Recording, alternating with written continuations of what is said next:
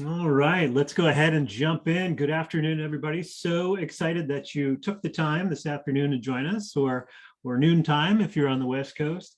But we're going to dive into some things that have been top of mind for a lot of folks in and around education, and thinking about, even under normal circumstances, how do you make the most of the resources you have, your people, your students, your staff? Uh, how do you do the most you can with those resources to do the best things for students, I should say. So and staff shortages are at an all-time high, it feels like, and many of you will ask a little bit more about that in a moment, but we want to dive into the topic a little more deeply today, hopefully share a few things that could be tools or ideas to think about to help you if you are struggling with those staff shortages like so many others. So myself, Craig Gibbons, and Richard, my colleague, will be walking you through these ideas today. Both Richard and I are leaders of the DMSchedules group, which is part of the team that is thinking about scheduling very deeply, and a number of aspects of scheduling. So scheduling schools, scheduling student services, and really K-12 and a number of other things that go in and on around that. So we'll walk you through some things today. First thing we'll do is just get you familiar with District Management Group. If you aren't familiar with us, just a little bit of some context, and hopefully that gives you a perspective of how we're approaching these staffing shortage challenges and the types of things we're thinking about. We'll dive into the challenge itself, which is probably very clear, but we'll share a few details in terms of what's being reported around the country.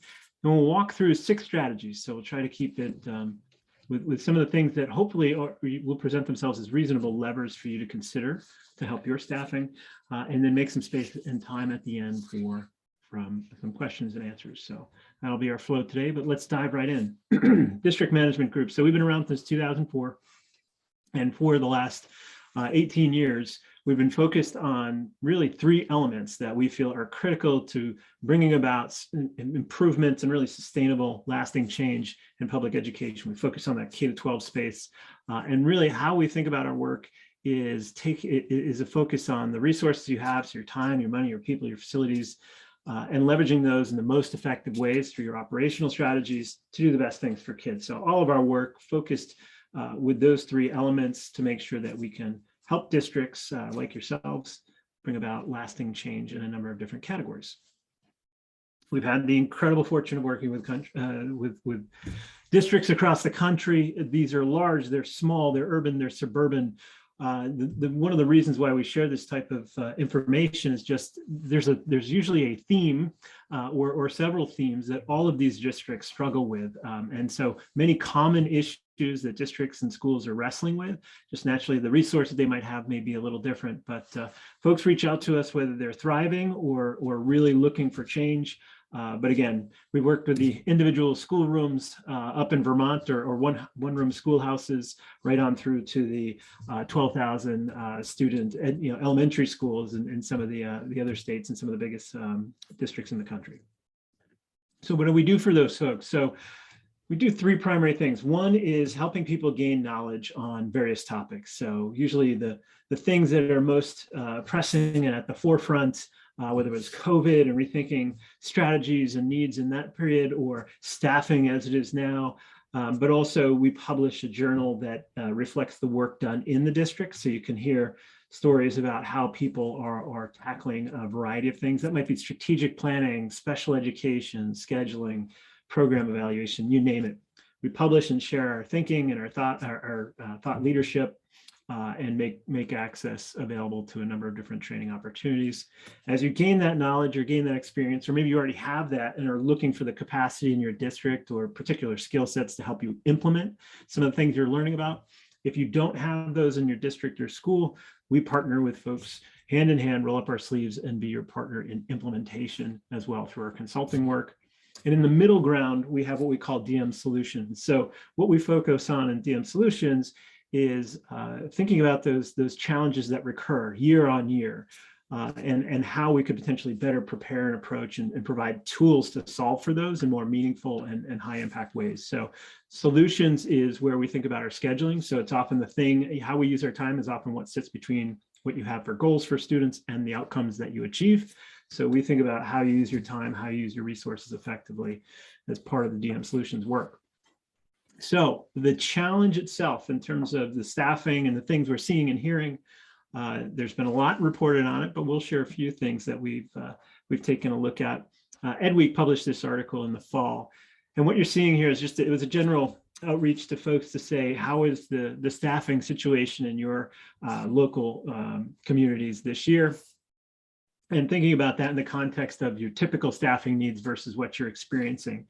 The numbers you're seeing here is about a quarter of the folks said, you know what, we're mild to, very mild to no staffing issues at all. That's a pretty select view in the grand scheme of things. Majority of folks fell in this this higher need category, mild to severe staffing situations, where 40% were severe or very severe. So people are experiencing, and obviously this is probably not a shock to you. You're living it, you're experiencing it right now. We're seeing, various ways that people are countering for this too. We work with some very large districts, and you could hear a pin drop in their central office because they're deploying every able-bodied adult and educator, prior educators, et cetera, into the schools to try to cover for some of the staffing shortages across the board. A lot of teachers, but a lot of other staff too that every district has been struggling, or so many districts have been struggling to fill. Some of the things even approaching the school year. So this isn't something that, that's just surfaced. In the fall, as some of the larger school districts were approaching the school year, they were massively understaffed. And Chicago had a major transportation deficit in terms of bus drivers, things like they had no way to get kids to school. So the people wrestling with very high volumes, atypically high volumes of staffing shortages. And it doesn't mean, in these larger districts, those are big numbers, but in a smaller district, it matters. Every person, right? That it's not like you have an abundance of staff. So people are feeling it regardless of the size, but these are astronomical numbers compared to what they're typically seeing.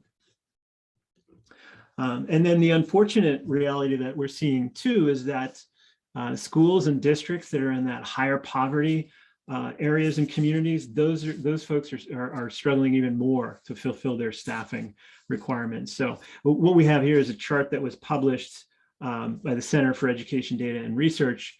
And the first of each of these different areas that are listed in the chart, the first one, that white outline box, is what all schools or all districts on norm are experiencing for staffing needs. The darker color is the low poverty or the more affluent schools and districts and where their staffing needs have fallen.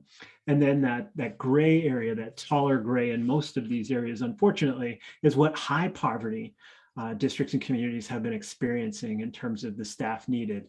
And while the different staffing types here vary, one of the things that we saw too in special education, especially, there's about 3 times the number of openings available in special education. And when you think about how many special educators you have compared to how many general education teachers you have, the ratio in terms of need is about 8 to 1 in terms of how many more special educators are needed right now than general educators. So just astronomical numbers and challenges that people are facing here. And that challenge hasn't necessarily gotten easier as the school year has gone on. So one of the first things we'd love to do is just kind of get a sense from you all. What are you experiencing? Are you in that category of very mild to no shortages? My guess is that probably not. If you're here today, there may be some more severe, but we'll go ahead and launch a poll real quick, and we'd love to hear from you and what you're experiencing for your local community. And think about this in the context of what you typically are seeing around this time of year and what you're seeing right now, and how dramatically different or not that is for you. So go ahead, we'll give you a minute to respond to that poll.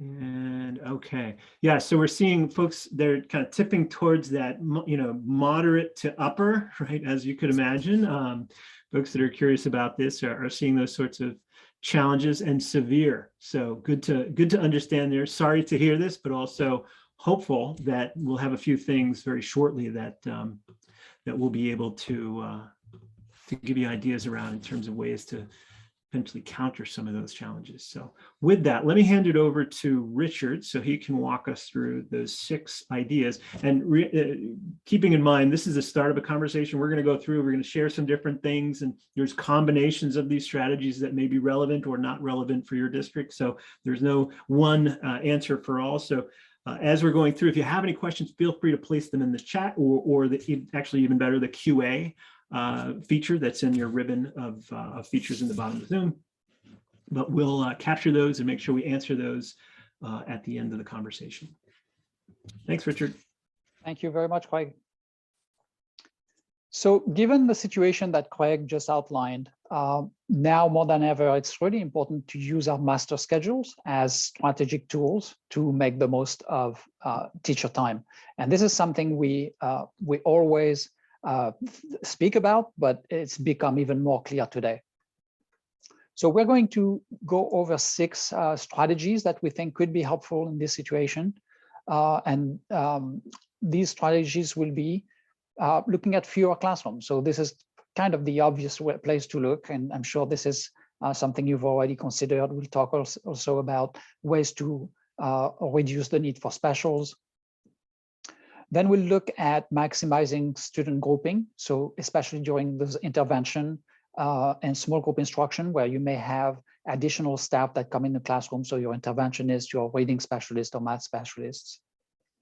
We'll talk about really defining your schedule at a very granular level so that the expectation and the definition of the schedule is very clear for staff who are using that schedule to provide those intervention or any of the support for students who need more support. And then we'll talk about some strategies to stagger the blocks so that staff has opportunity to, for example, pull out students for services throughout the day, as opposed to having areas where no student can be pulled, and then you're really not maximizing the time of the staff. We'll also discuss some strategies around special education related services and setting guidelines for the expectation of how much time should be spent with students and group size. And then finally, with the 6th strategy, we'll look at maximizing staff who is shared across schools and maximizing their time at your school. All right, so jumping into the first strategy, which is probably the most obvious one, can we reduce the number of classrooms?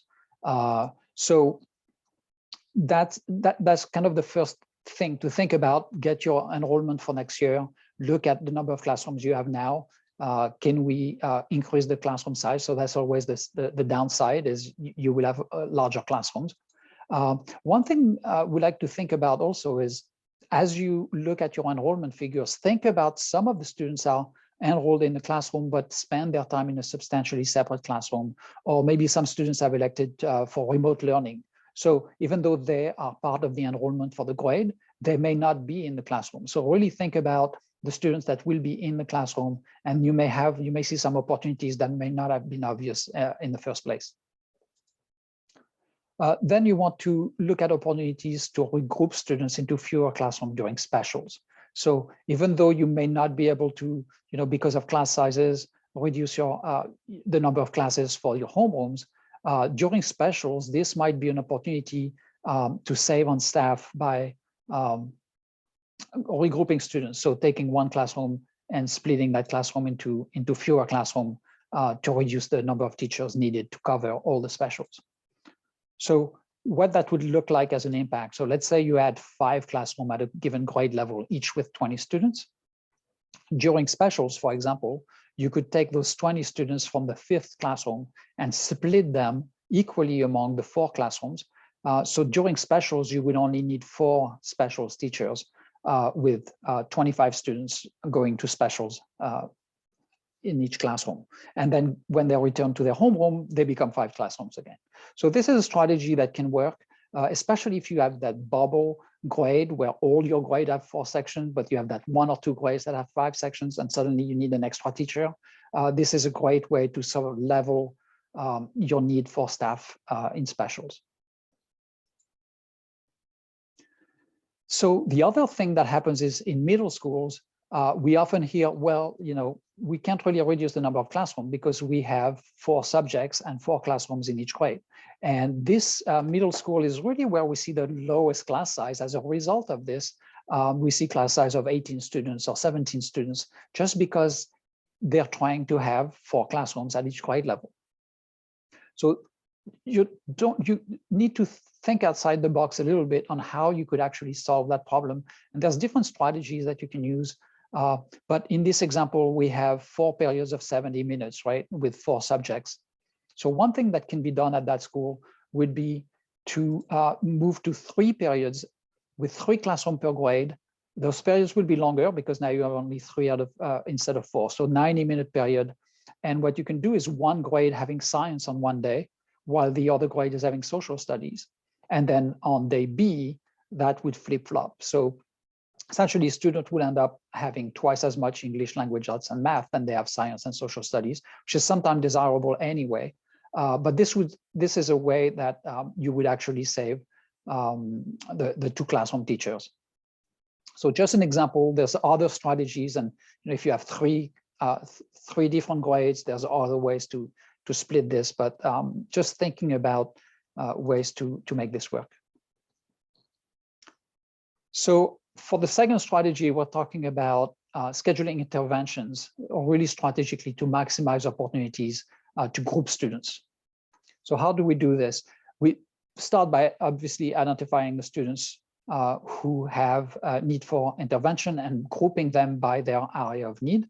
And we really want to create these groups across classrooms, because that will maximize the group size of the students you can have. So really scheduling those intervention blocks at the same time for the entire grade will provide more students who can be grouped based on their need.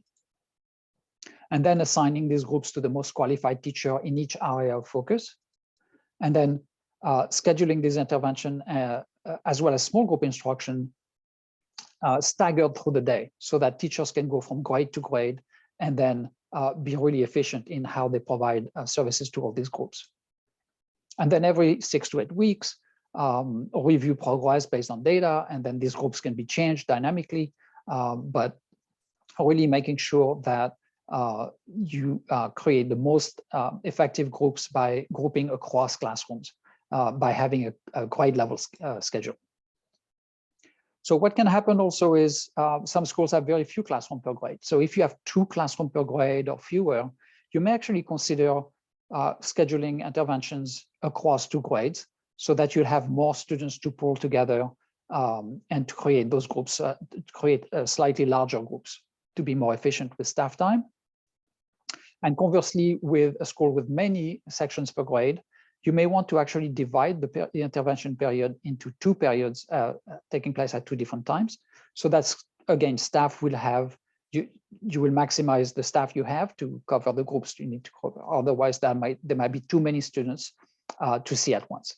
So really strategically thinking about how many groups do we have at each grade level or in each classroom, and how can we maximize the group size so that we have as many groups of 5 or 6 students as opposed to onesies and twosies. So here's just an example, and this is pretty obvious, but thinking we have 20 teachers, 20 students requiring reading intervention. Typically, we have groups of 4, would require 5 teachers. So just going to 5 groups of 5, you're still covering 20 students, but now you only need 4 teachers to cover those interventions. So just a small increase in group size can really have a huge impact on the number of teachers you need to cover those needs. Another thing we like to do on the master schedule, and this is just an example of an elementary master schedules with grade K to 5, is really to go beyond just defining when ELA and math take place, but really going down to a finer level of detail, outlining when reading whole class is taking place and reading small group is taking place. Because during the small group instruction is where maybe you'll have a reading specialist or an interventionist coming to help in the classroom with those small groups. So knowing exactly when small group is taking place in the classroom really sets these expectations, allows you to regroup students across your 3 or 4 classrooms, and then staggering these blocks through the day so that your interventionist or your specialty staff can move through the day. And then doing the same thing with math. So when is whole class instruction taking place? Nobody is coming in the classroom, but then during small group, maybe there's some interventions or some reading specialists coming in. And then again, staggering these blocks through the day. So for our fourth strategy, for students who need more services than can be covered with one intervention period, we often see science and social studies being the next logical place where students may receive pull-out services. What we're trying to do is really protect pull-out during core, during reading and math. So making it clear that the next priority after the intervention block might be the science social studies is really important. So what we want to do in that case is really also thinking strategically about staggering your science and social studies block through the day so that there's always opportunity to pull some students for services. If science social studies is at the same time across all the grades, suddenly you have a lot of students you could pull out, but it's too many, right? So by staggering these blocks through the day, you're really giving opportunities to regroup students, to make groups within that grade, but really working grade to grade through the day with always having some opportunities to pull out students. The other strategy we like to use is, as much as possible, scheduling the science social studies block next to an intervention block.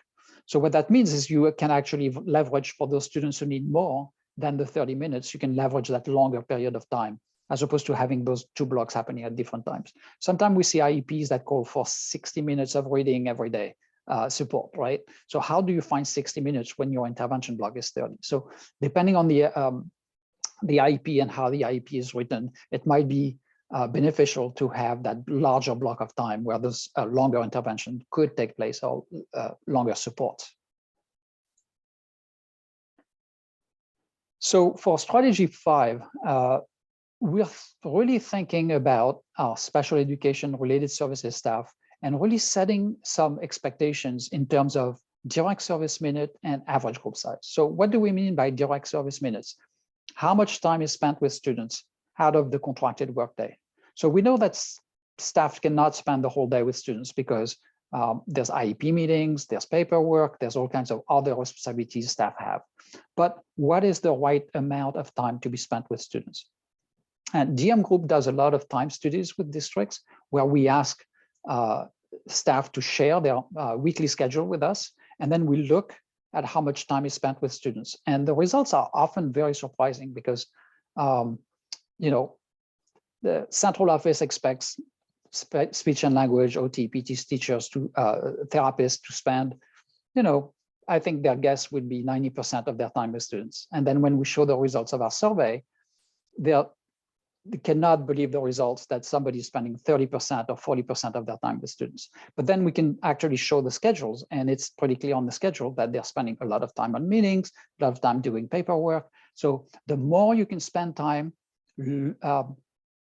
maximizing or minimizing the time that is spent doing paperwork, meetings, etc., and maximizing the time with students, the fewer staff you will actually need to cover the same need. So this long introduction was to introduce this slightly complex slide, but I'm going to walk through it. So this is an example with a small district with 6 speech pathologists. So what we look at is their contracted minutes. So they're contracted to work 2,100 minutes per week. If their direct service is 40%, meaning they're spending 40% of their time with the students providing services, that's 840 minutes of their time that they're spending with students. And so if, let's say you have a bunch of students that need services, there's essentially a little over 5,000 minutes to cover, you would need 6 teachers to cover that need. If you increase direct service by 50% to 50%, you would only need 4.8 FTEs. If you increase direct service to 60%, you only need 4 FTEs. So with a small increase in time spent with students, the need for staff decreases quite a bit. So this is really interesting and really important. The fact that a lot of staff creates their schedule on paper makes it really difficult to get these measures, but it's really important to understand and to be aware of how much time is spent with students. The second lever is group size. So we've already talked about group size a little bit and how increasing the group size to a reasonable amount, of course, can also lower the need for staff. So in this example, we have this teacher 1 spends time with 2 groups. So I didn't do the whole week. Obviously, this is just an example. But we see a lot of staff spending support one-to-one, even when the IEP does not call for one-to-one, because teachers tend to think that it's better for the students. In fact, research shows that it's not always better for the students, and students actually do better in small groups. But so what we're looking at is teacher minutes. So this teacher is spending 60 minutes with one student, and that's 60 minutes of student time, of course, and then spending 30 minutes with a group of 2. So a group of 2 students would be a total of 60 minutes of student time. We've covered 2 students for 30 minutes. So the total spent is 90 minutes, and the total student time covered is 120 minutes. So what we do is we calculate the average group size by dividing the student minute by the teacher minutes. So the average group size of teacher 1 is 1.3. In this second example, teacher 2 is spending all their time with 3 students. So in speech and language, 3 students would be a reasonable group size, right? 3 or 4 students, not more, but more than 1 or 2. And so this teacher is spending the exact same time as teacher 1, but covering 270 minutes of student time, because he's maximizing the time he's spending with more students providing services. And so the average group size of that teacher is 3.0. So that shows you how much student minutes you can cover with the same staff by just increasing the group size. When you combine the direct service and the group size, you can actually look at a pretty big opportunities to cover the same need without changing an IEP, without providing fewer services to students, with fewer staff. So I wasn't joking earlier when I said we do these time studies, and the results are very eye-opening. So this was a medium-sized districts. These were all the speech therapists in the district. Obviously, I'm not putting their names here or saying which district it is. But this is very typical of what we see in most districts. We see an average that, okay, so if we said 50% on average, that's not too bad. They're spending half their time. We wish they were spending more. But we always see this 1 or 2 teachers who spend 70 to 80% of their time with students, very efficient with their time. And then there's a huge distribution of how much time staff spends with students. So when we talk to these therapists that have the fewest time with students, they show us all the time they're spending on meetings. And I have this half day booked on meetings, and I'm going to 2 schools. I have meetings at both schools. I have all this paperwork to do. I'm taking paperwork at home. Yes, but what is this teacher?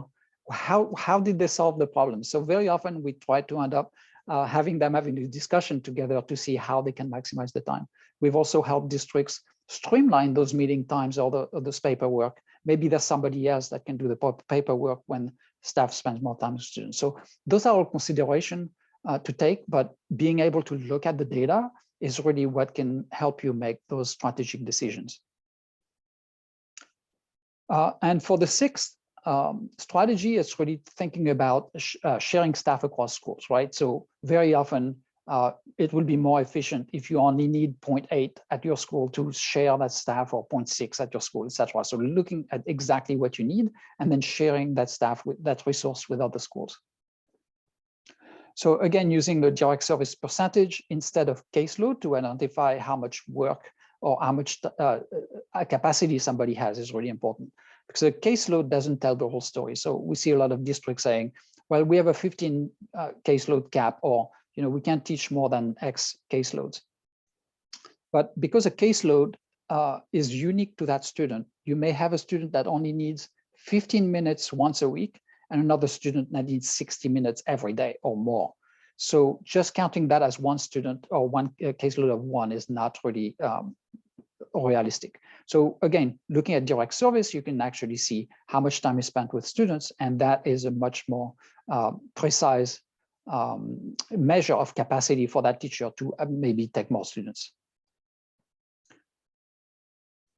Also, making sure that staff has access to up-to-date and very precise classroom schedule. So again, we want a classroom that's a classroom schedule that's very well defined. That's maybe a grade level schedule, so that when I go to this school, I know exactly at what time I can see students to avoid pulling from reading and math.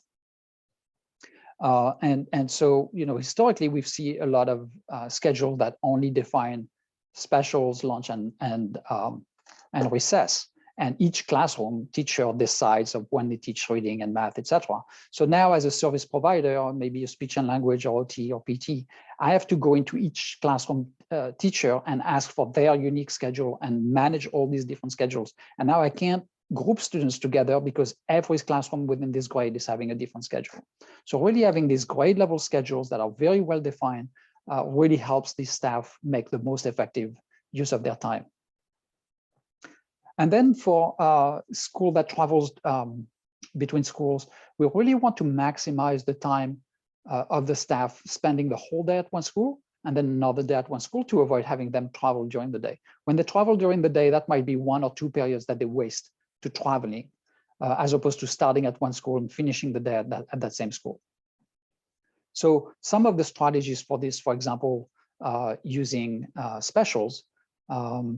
For example, if you had, a district rotating on a 4-day cycle with art, music, PE, and library every 4 days, you can schedule a school that has 3 sections such that all the students are getting, all the 3 sections of every grade are getting music, PE, and library, and then not scheduling any period for your art teacher.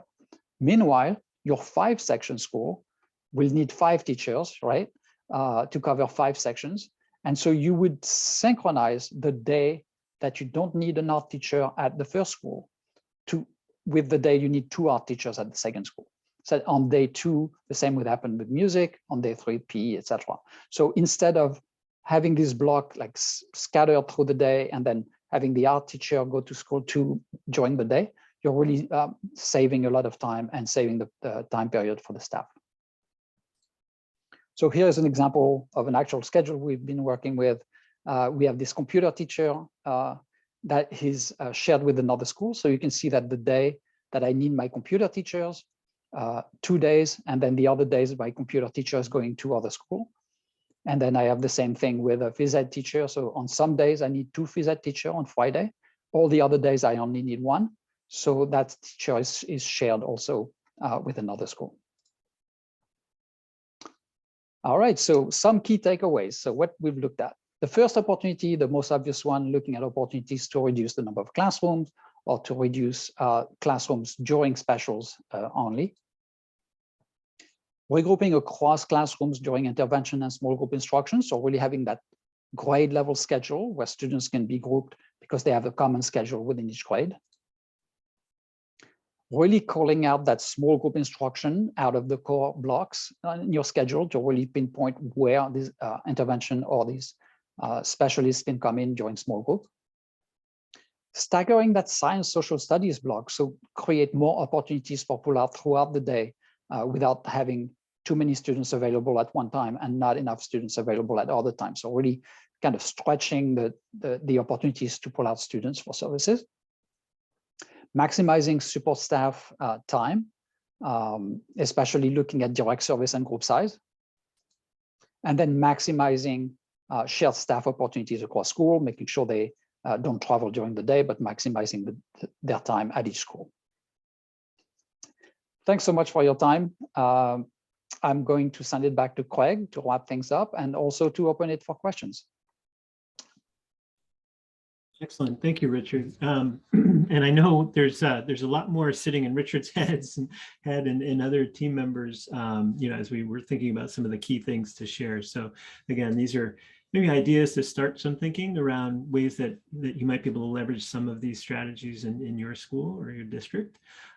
We do provide a number of other webinars and other kind of informational opportunities through our work. We have a software solution that we've built for elementary school scheduling, so the master schedules, as well as special education related services, so student services.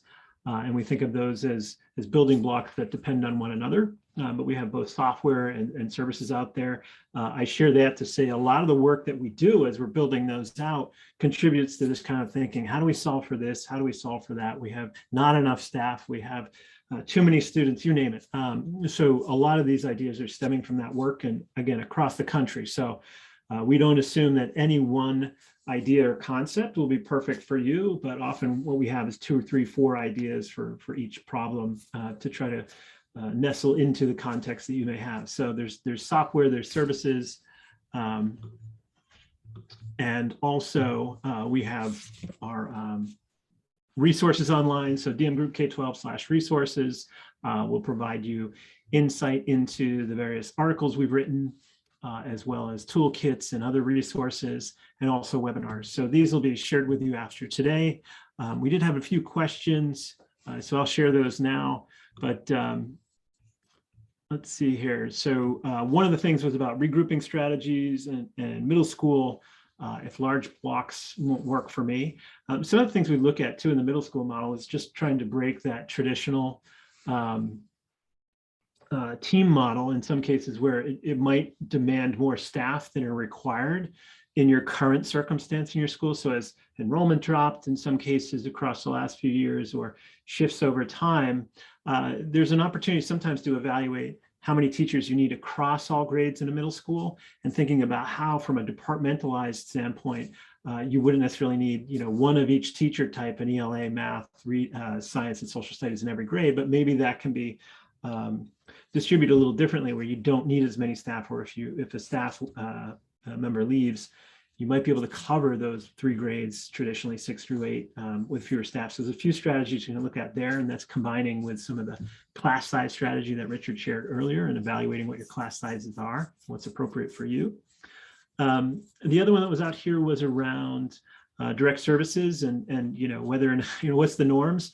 A lot of folks start where they are, quite honestly, and then they start moving once they start paying attention and understand, like, oh, that's a key indicator for us to think about how we continue to improve or how we continue to become more efficient. So we work with a lot of folks that are down that, high 40s, 50s%, and then they start paying attention to it and thinking about and sharing ideas. So they make a community out of it. Who's being really efficient? What kinds of strategies have they employed? And what can the balance of the team learn? So wherever you are, don't worry, meet where you are, and you can always move north of that. Yeah, and then the last. Oh, sorry. Oh, sorry. I was going to add a point about that. So yeah. What we've had done also is some districts looking at the average that they currently have and making sure that everybody's at least moving up to the average, right? So it's not a big jump, but it's one strategy to move slowly towards there, and then the year after moving to the average, etc. So kind of shrinking the gap, so to speak. Yeah, sometimes that endpoint can feel daunting. So how do you take small bites to kind of, continue to think about it? One of the other things that came up was around service guidelines. And we think of that as just what are the collection of ideas or guidance that you want to provide to create some guardrails around productive practices for anybody providing student services, such that they can do their job and do that efficiently. And you build a master schedule that's designed to help them do that, while also layering in some things like don't pull kids out of core classroom because core subjects, because if you do, they may start to fall behind in those subjects. Also just thinking about, what are the opportunities for push in versus pull out, and even how you should prioritize those during the school day. So lots of different things on that subject as well that all become part of that overall service guideline. So with that, we'll pause for a moment to see if there are any other questions, which it looks like it's been quiet a little bit in the chat and the QA for a few minutes. So with that, the slide that's here has all the information you need to reach out to us if you have questions or are thinking you want to continue the conversation and discuss some of the other things that you may be specifically wrestling with. Please don't hesitate to use these as resources for yourself and to reach out to us when and where it makes sense. We're happy to talk through this. We happen to be a little geeky when it comes to scheduling and thinking about these particular topics. So we're always happy to understand and learn how we can help others and what we might be able to do to help you. So don't hesitate to reach out. With that, we will bid you adieu and thank you for your time. We know it's invaluable, so thank you for spending it with us, and we hope to see you online again soon. Thank you so much. Take care, everybody. Bye-bye. Bye-bye.